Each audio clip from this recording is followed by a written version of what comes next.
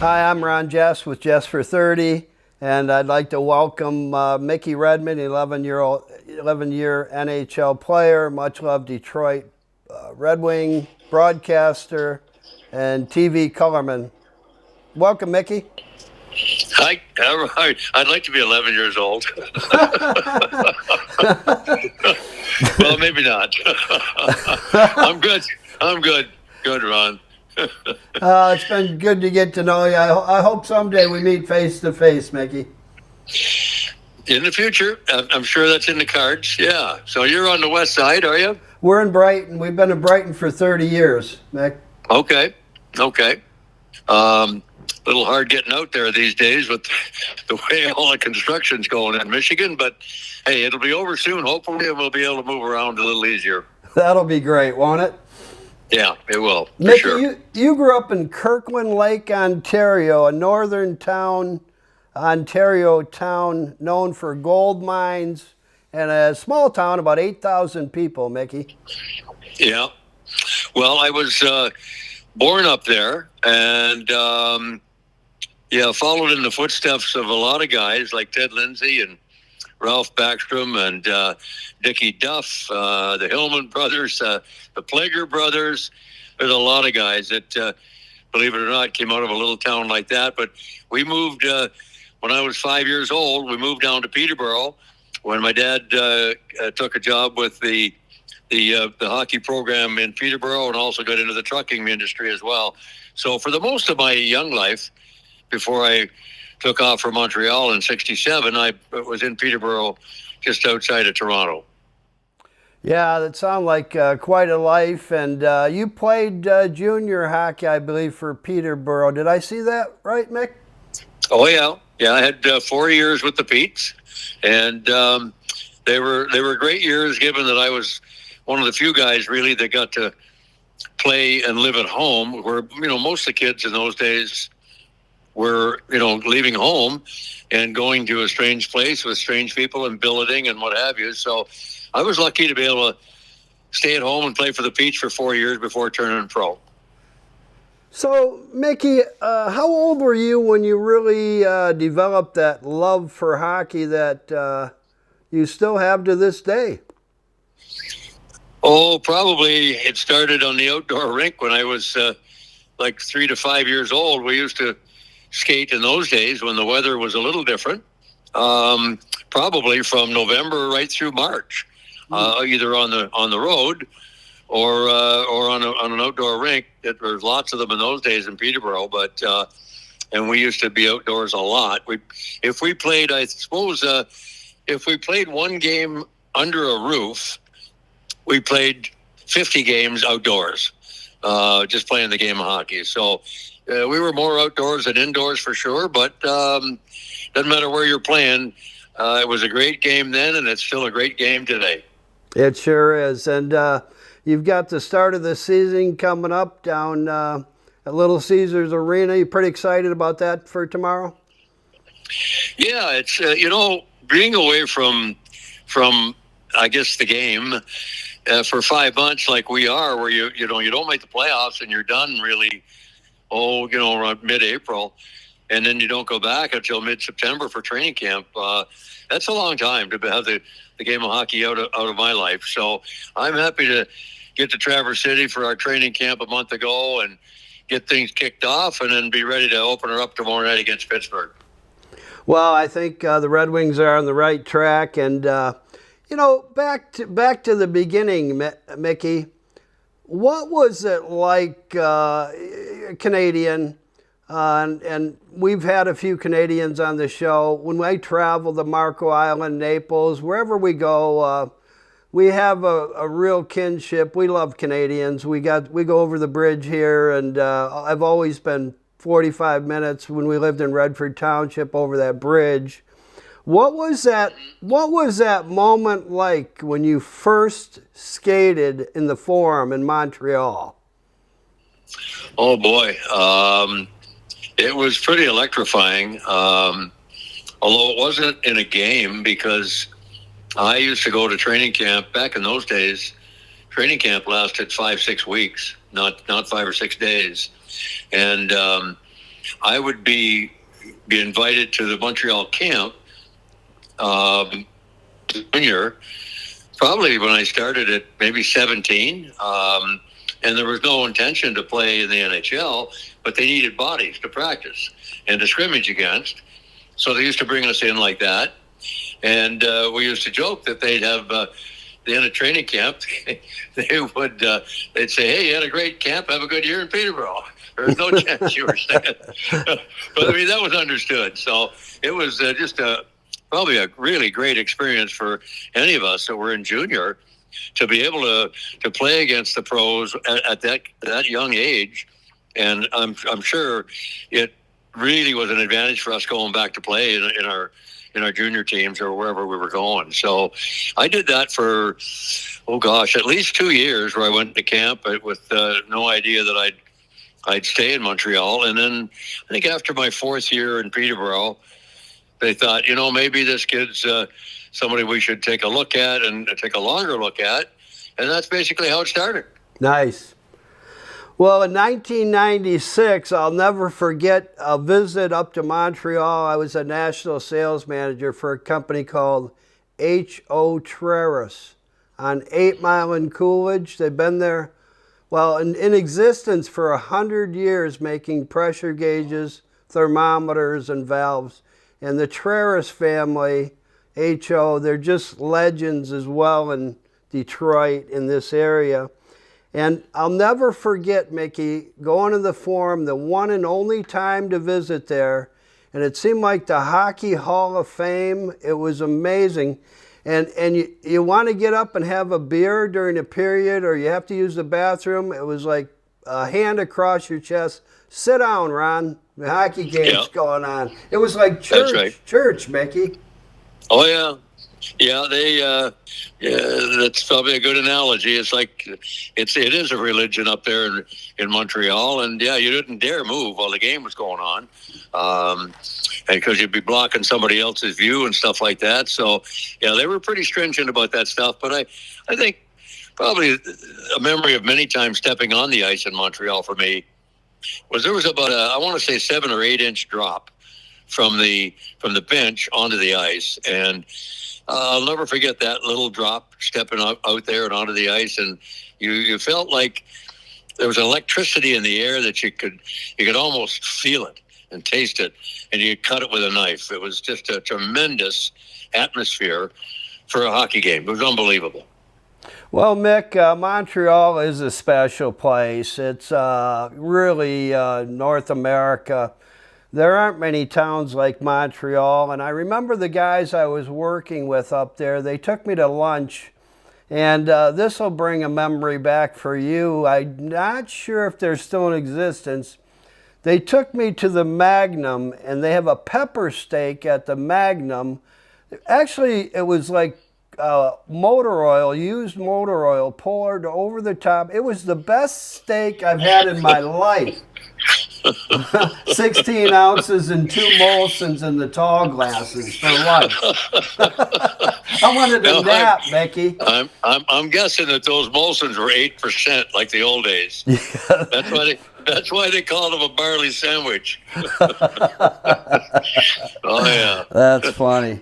That's a great memory. Yeah. Oh no, I remember a lot of Montreal, the beautiful subways and the nightlife. What I really remember, we had a good time up there, Mickey, in the 90s, and it was unbelievable.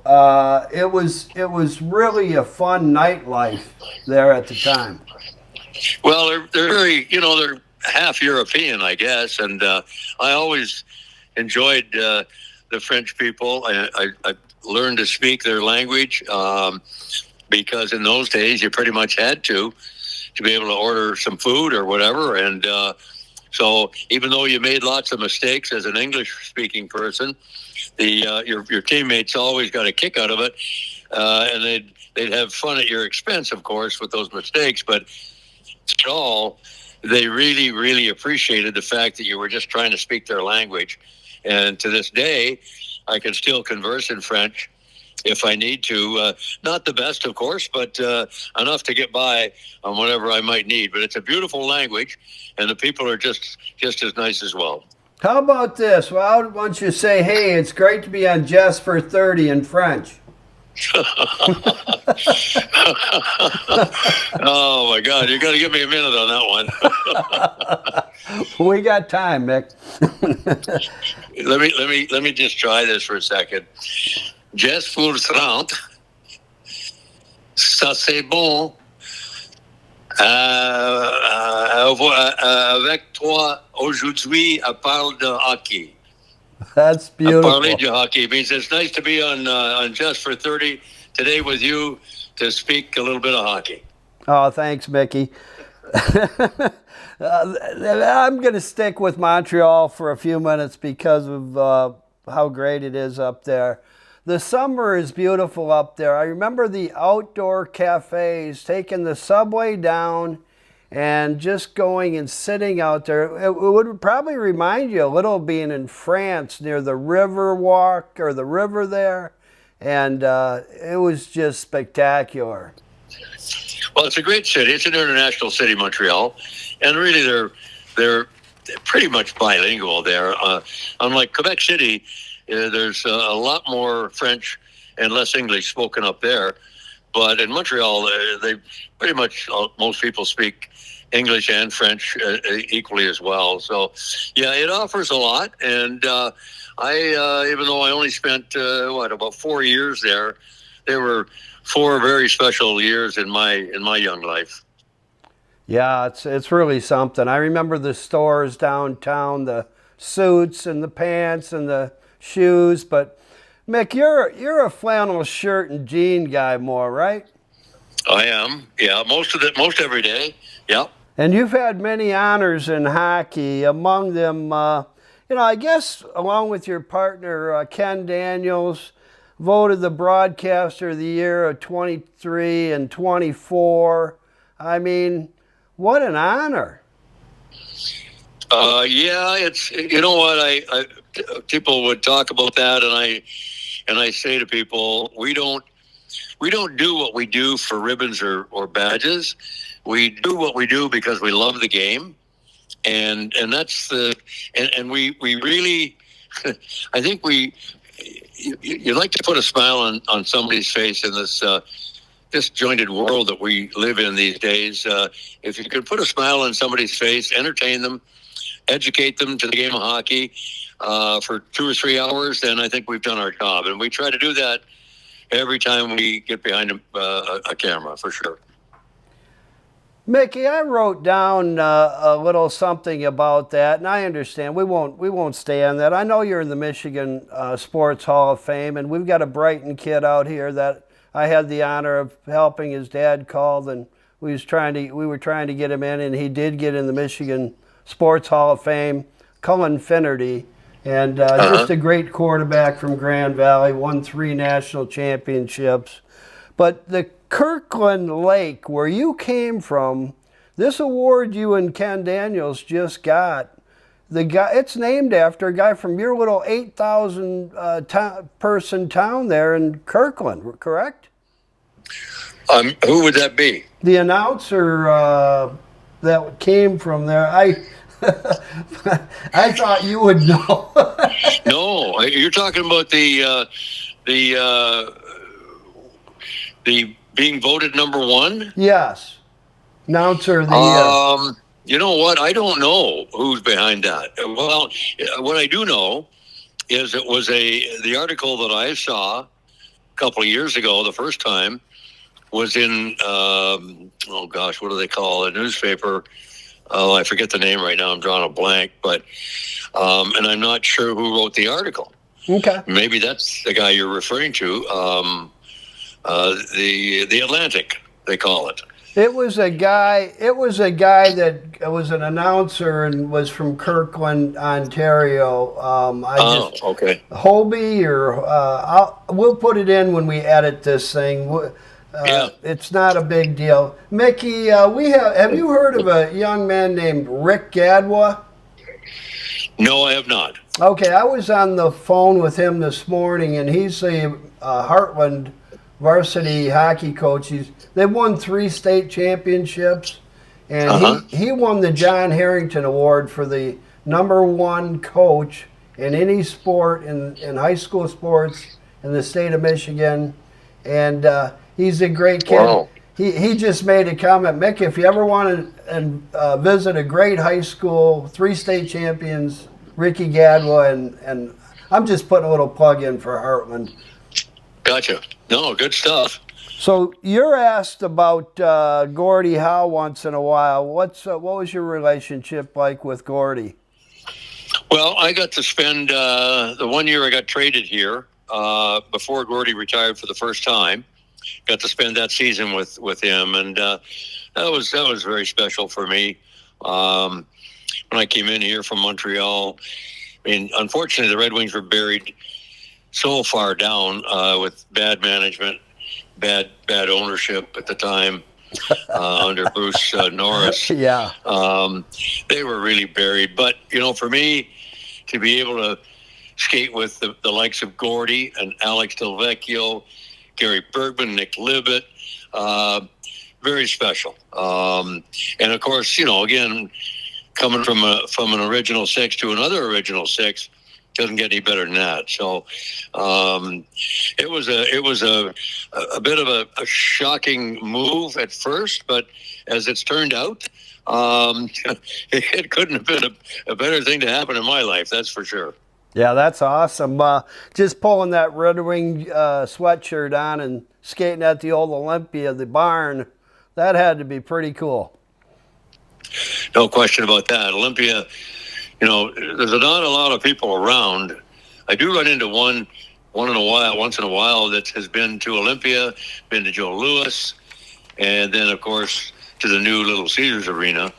Those memories are very special. The Olympia was a unique place, just like all the old buildings were. They don't make them like they used to. They're all fancy and beautiful and big and all the rest of it. But the old ones certainly had a mystique to them that you can't reincarnate today. Yeah, we love Comerica Park, and they got a big playoff game. My daughter, I actually gave my wife my ticket to the game this afternoon, and she's taking my son to spend some time with you, Mickey. Well, that's awfully nice of you. You must be looking for some favors to be able to. you got to get a check mark. A star on my forehead, as my Catholic school wife teacher would say. I hear you. Yeah, been there, done that. Yeah, for Mick, sure. Well, that's great. Hopefully, they'll have a beautiful day. It's a nice day here in Detroit, and sun is shining, and hopefully that ballpark will be packed, and boy, they're on fire for the Tigers right now. Aren't they? It's great to see. I mean, everybody buried him in July, and we couldn't even watch him on TV. Mick, Bally Sports was fighting with somebody else, Comcast, and I said, we've been watching it baseball. We're a big baseball family since 6, 7 years old, and this year there was no Tiger baseball at all to watch, and then they sucked. And we buried them. We said, we're done. They're gone. Yeah. Nope. Yeah. That's why they play the games. You never know. It's pretty fun stuff. Well, I've gotten to be friends with Darren McCarty. We've done about 5 events this year together. And he's at Sidecar Sliders today in Farmington. And he was talking, when he was on the show, it was really neat. He was talking about being at an exhibition with Gordie Howe. And he said Gordie had this 5-pound wooden stick straight, and he said he would shoot down the ice, and he could shoot it like a slice, shoot it like a draw, or shoot it straight. He said, Gordie was incredible, right? Yeah, he certainly was. I mean, there's only one of a kind, and he's it. Yeah. Well, what about, wasn't Don Cherry a pretty amazing hockey lover? He was something, eh? Who was that, Ron? Don Cherry. Oh, Cherry? Yeah. Oh, yeah. He was a character, that's for sure. Still going. Oh, up there in Toronto, I understand. Is he? Oh, yeah. Yeah, he's... I don't know if he'd be 90 now or not. He's got to be close to it, if not. But... yeah, actually, Don Cherry and I got hired the same time by Hockey Night in Canada. That was back in oh boy, 1980, I believe it was. And yeah, we got hired, and Don was. I got hired to do color, and Don was hired to do what he did there in the studio. And I remember we went to a kind of a get together with all the present Hockey Night in Canada folks, all with their powder blue jackets on, and they asked us in the middle of this dinner or luncheon to get up and say something. And Don looks at me. I said, "Well, I'll go first." So I wrote a few things down on the back of an envelope and spoke to the crowd, and just for a short period of time, and sat down, and they introduced Don, and Don got up and he goes, I don't know what to say, but I didn't write anything down, and I wasn't prepared for this, so I'll tell you a story. So he proceeded to tell these guys about Terry O'Reilly in Boston when he was coaching. They got in a fight like O'Reilly used to do. Tough guy. and he was in a lot of fights. And apparently he got caught biting somebody in the shoulder or something in the middle of a fight. And Don Cherry goes, I don't know what I was going to tell you guys, but all I know is that I like hungry hockey players. Thanks a lot. See you later. And he was done. Had the crowd roaring. Oh, yeah, for sure. Good guy. Mick, Real good guy. How about Scotty Bowman? Anything you could throw to us on?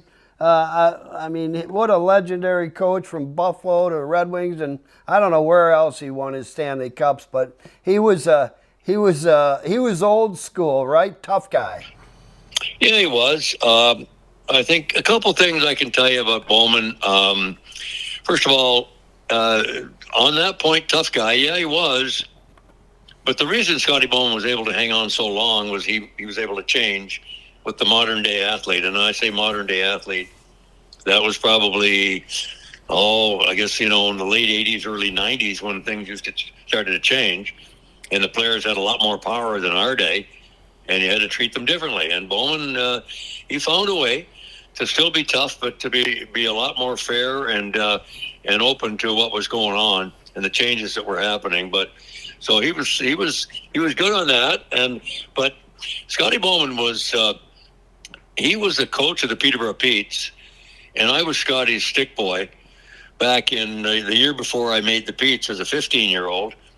And Scotty would pay me $2 and give me a new wooden hockey stick every Thursday night. That was our home games in Peterborough. So that's where my relationship with Mr. Bowman started. So far back, way back in the day. And I'll never forget that. He was very generous to a young kid just trying to get into the hockey world at the day. Yeah, it's funny how that life has changed. I remember we're going to go to the Illich's here in a second. I worked at the second Little Caesars there ever was in Redford Township at 7 Grand Shopping Center. And they had a big picture window, Mickey, and we would be flipping the pizzas. I think I was 12 years old. And you know who owned the second Little Caesars ever, Mickey? No. No. Marion Illich's mother and father. Oh, my gosh. Yeah. That's Carl. Carl, yeah. He was a salty character. I'll be darned. Yeah. Yeah. So we made 25 cents an hour, I believe. Probably good pay in those days. Yeah. Oh, but it was fun. We had a good time, and and that goes right into kind of comparing Red Wing owners. You've kind of alluded to it, how great Mike Ilitch was, but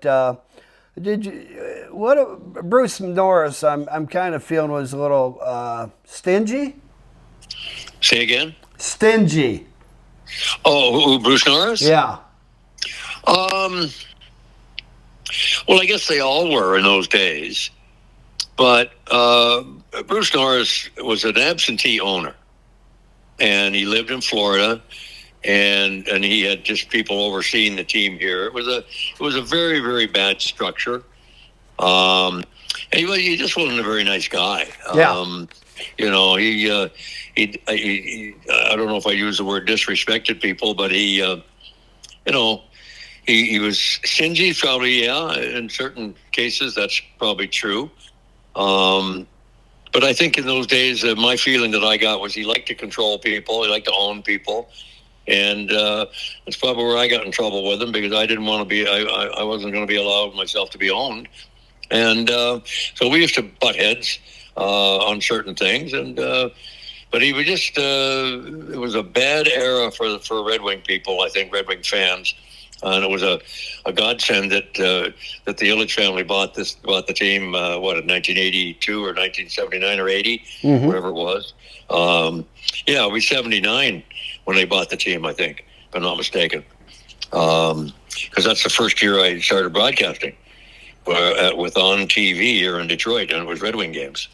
Well, yeah, I remember that when, if you let a guy like Gordie Howe leave, he still wanted to play hockey. And he ended up, which was pretty cool. He got to play with, 2 or 3 of his sons, I believe, in Houston? Yeah, Mark and Marty, yeah. And Marty, yeah.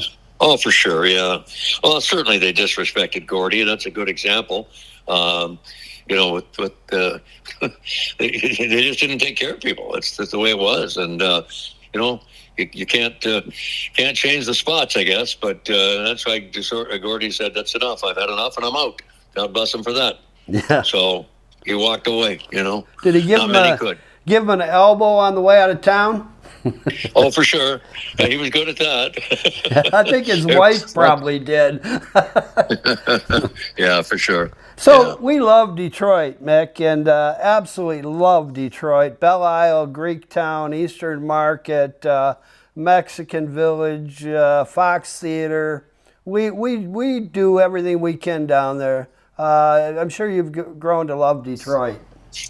Well, there isn't any question about that. I mean, I became a citizen, I don't know, maybe 30 years ago of the United States, and I can't even imagine living anywhere else. I love Detroit, and I love Michigan. And usually, you feel for a place because of the people. And boy, people here, especially in our business, people care. They have a passion for the game, and the game of hockey, and the Red Wings for sure, as well as the other, major sports here in town.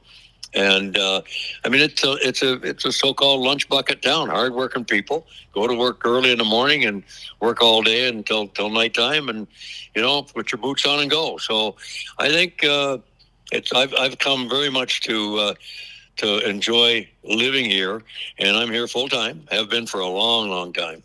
And intend to continue to do so. It's been great. Yeah, it's always been a great town. We grew up here, and went to St. Agatha and Redford Township, but one of the things that we've tried to do on these, Mickey, and I think I either called you or mentioned something yesterday. We support our veterans, and if you have a favorite charity or foundation, what's that, Mick? I really don't. We have a lot of them, really,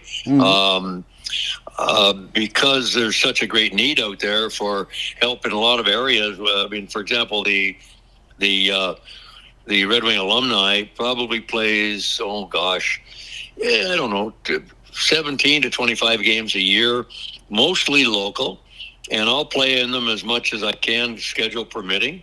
Can't get enough of that.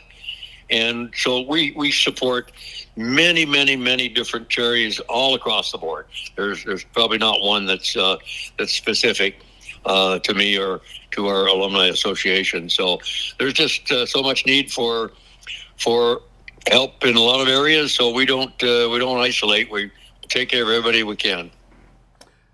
Mickey, could you please give me a description of my St. Agatha classmate and our dentist, Dr. Timothy Kaczynski? Can I give you a description? Yes.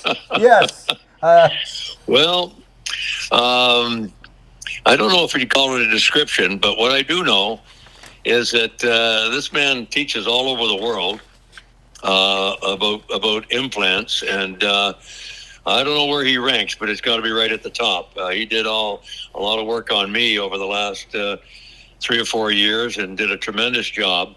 And he's a fine gentleman, which just supersedes anything and everything that he does. He's a really nice man, and he's as best there is at what he's doing. So we can only thank our lucky stars for that.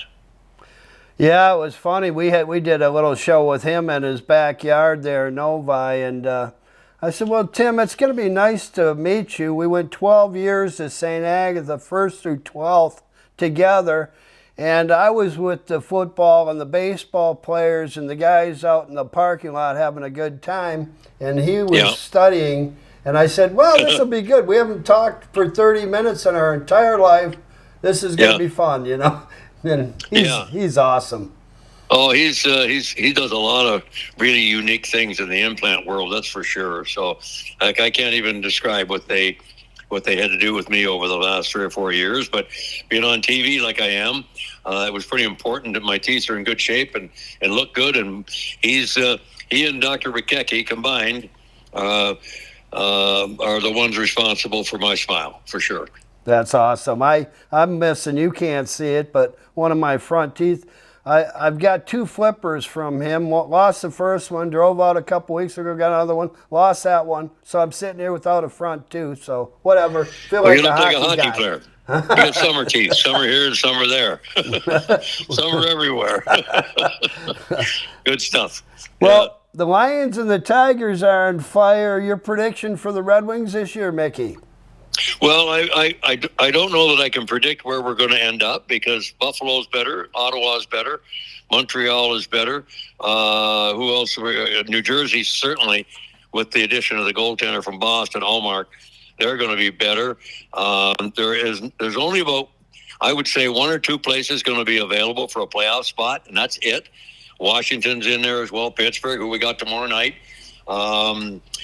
It's going to be a tough pull to get in the playoffs, but all I do know is that we finished with excitement last year and entertainment and theater you just can't make up.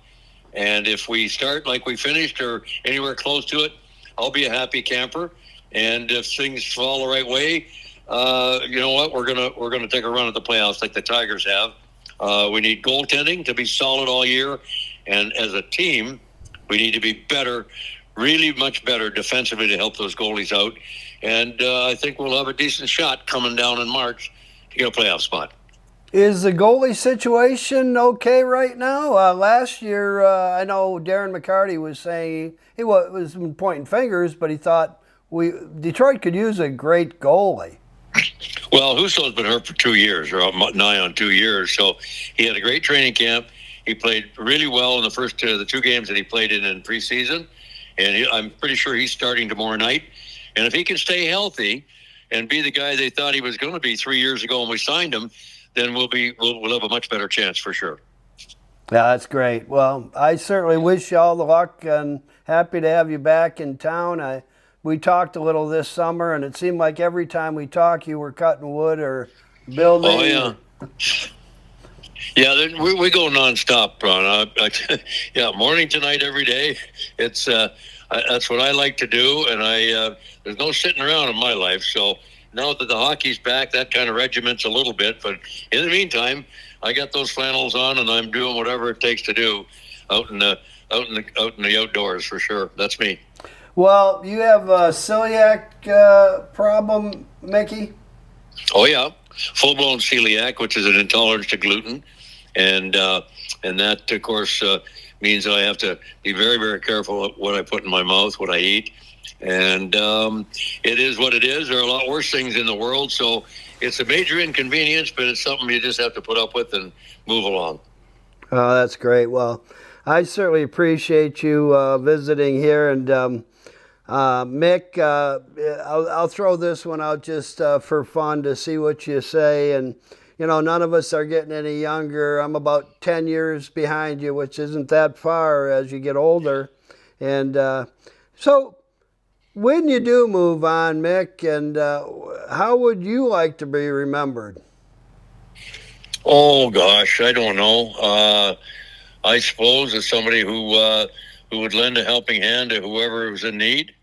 And as far as my job is concerned, to entertain and educate and sell the game. And I can tell you that one of the greatest compliments that I ever receive will be, and it comes from the ladies a lot of times.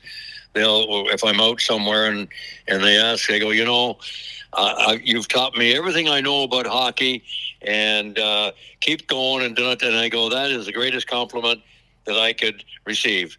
It makes my heart feel awfully good to know that people are listening out there. They're learning, and that's my whole job: entertain and to educate and teach the game, pass it on, or pay it forward, if you will. Well, we started this. I was 66 years old, and I opened my own manufacturer's company at 44. And it's great to show that to the kids and the grandkids that at 66 years old, this was kind of a dream for me, Mickey. And I know people don't think much. Well, it's a podcast, whatever. There's 10,000 of them. Hey, it's what I want to do, and it's fun. So, well, you're lucky, like I am, to be able to do what you love doing, and as a result, you'll never stop. Yeah. You won't stop until maybe you have to, and that's the way it should be. So we're lucky to be able to do what we do because we love it, and not a lot of people can say that. Well, you're well loved in the state of Michigan, and I'm sure around the country, and it's just that lovable personality, and you're a tough guy too, which that speaks to we're Irish Catholic, 8 kids and about 1,200 square feet home, and we knocked out this tooth I'm missing, and we had a missing black eyes, bloody nose, but that was fun. We had a field next to the house, and we loved to fight. And that seems to be how you are, that you. Well, all I know, Ron, is that when I played and when I do what I do today, you don't. There's no such a thing as no. You can't do it. You just look at the situation and you go, how can I figure it out? And how can I be successful and complete what I'm trying to do? That's the way I was as a hockey player, and that's the way I am out in the outdoors every day and behind the microphone as well. So it's all good for us, and good to visit with you on a beautiful day. Hopefully everybody downtown has a good day with the Tigers and gets behind us tomorrow night playing against Pittsburgh. Yeah, I'd like to come down to that game if you got a couple ticks, Meg. I think they're all gone. That's a joke, okay? I hear you. Here's one question. This will be it from my end here, and thank you. Okay. And next time you're available to meet everybody, including Dr. K and Lance Parrish and Mickey, or not Mickey, but all the guys we've had. They all judge the Jess pickles. We make our homemade pickles, garlic dill, or we can get you garlic dill, asparagus, jalapeno. There's 2 types, but you got to rate them 1 to 10, 10 being the best. And I hope you'll give me a minute. We'll get that one on camera, hopefully together, and see what you think. As long as they're gluten-free, I'll be glad to try them. I don't know what gluten-free means, so I have no idea. That's where you gotta ask somebody that knows all about that kind of health stuff. I'm with you. Well, they're cucumbers that we put in iodine salt, iodinize, or whatever the hell you say that is, and then you put the good vinegar. You can't get the 5% stuff because these pickles won't last as we can them. But that's all you got there is salt and vinegar, and I'm assuming that's gluten-free. Vinegar can be, but vinegar cannot be. It depends on the kind of vinegar. All right, we'll check that. That much I know. Okay. That's where you phone. That's where you phone the 800 numbers and ask the questions. That's what we do. Well, thanks for spending some minutes with us today, and great luck tomorrow night against Pittsburgh, Mick, and for the season. Okay, Ron, thanks. Good to visit with you. Have a good one. Hey, you too. Take care, Mickey. Talk to you later. Bye-bye. Bye-bye.